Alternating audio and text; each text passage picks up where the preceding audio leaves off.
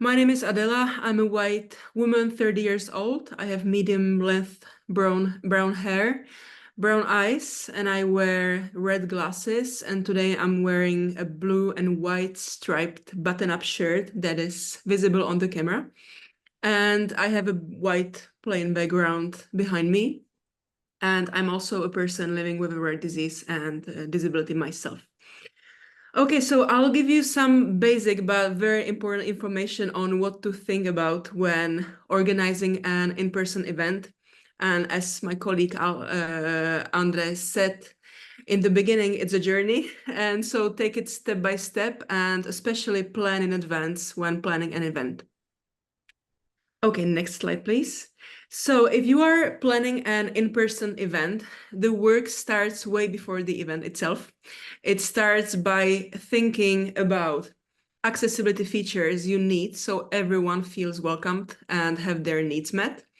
You also need to make sure that the process to request accommodations for the event for participants is clear, smooth, and not stressful. And last but not least, very important, the way you advertise your event will influence if people will decide to participate or not. So make sure that your invitation is accessible and that you mention that accessibility features will be present. And so you know that you ensure a smooth participation for all. And because if that's not written in the invitation, it can put an additional stress to participants with disabilities who then won't be sure if they're even able to fully participate. Next slide, please. So if you are planning an in-person event, it begins with considering, the accessibility features.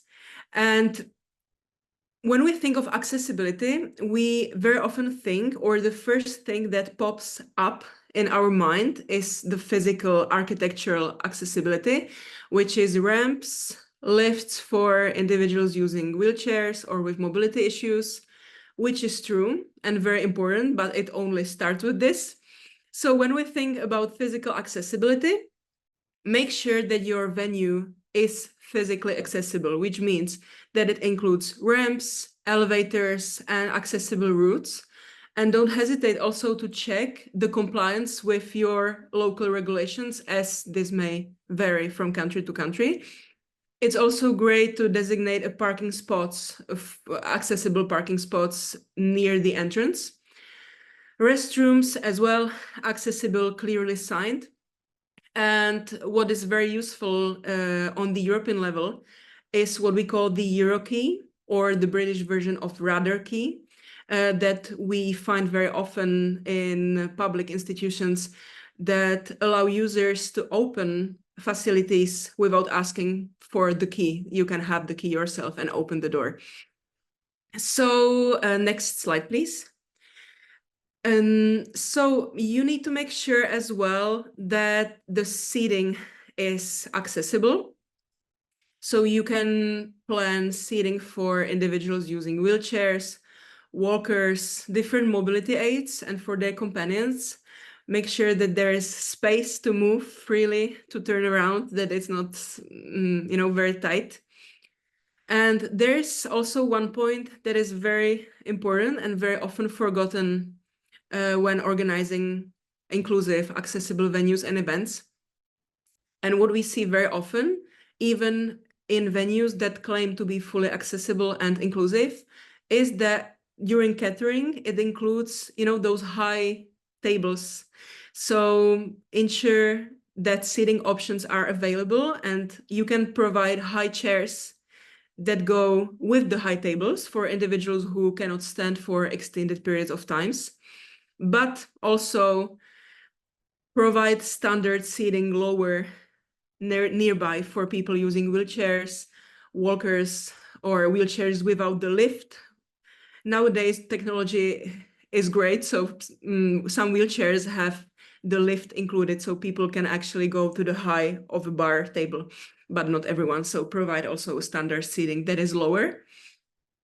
An extra tip for you is to encourage movement, and even in the invitation, if that's possible, So you can let attendees know that they can move freely during sessions, which, reduces the need to sit in one place for extended periods, which can be very difficult for some people. It can help with physical discomfort or sensory sensitivities.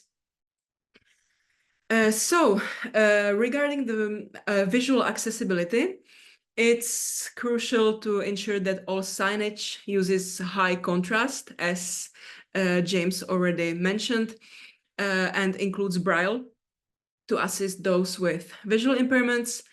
We should also offer human assistance or orientation to help individuals navigate the space effectively.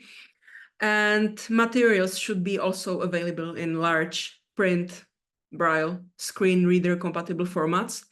And when presenting, you can use high contrast slides and provide verbal descriptions of images or visual elements to ensure everyone can follow along. Also, what is great with technology is tactile maps. You can use tactile maps of the area that are great to implement.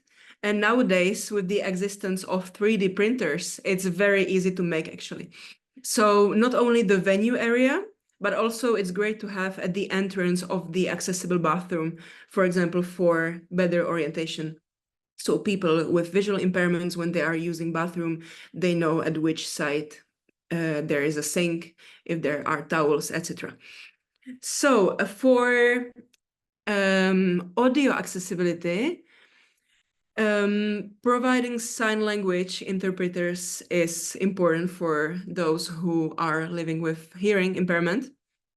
Also, you can provide real-time captions for presentations and videos, so you can ensure that everyone can access the spoken content. For those using hearing aids, this was mentioned here as well, induction loops are used very often, also known as hearing loops. These are assistive listening systems that are used at events for people who use hearing aids or cochlear implants, so they can better hear and understand the sound in noisy environments. So they work by transmitting audio experience by improving the clarity and the reducing the background noise. Okay, next slide, please.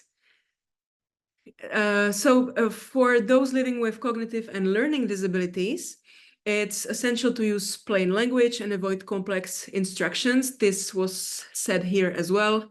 If you can avoid using complex, difficult language, it's always better for everyone. You can also provide documents that are what we call easy to read and that are well structured.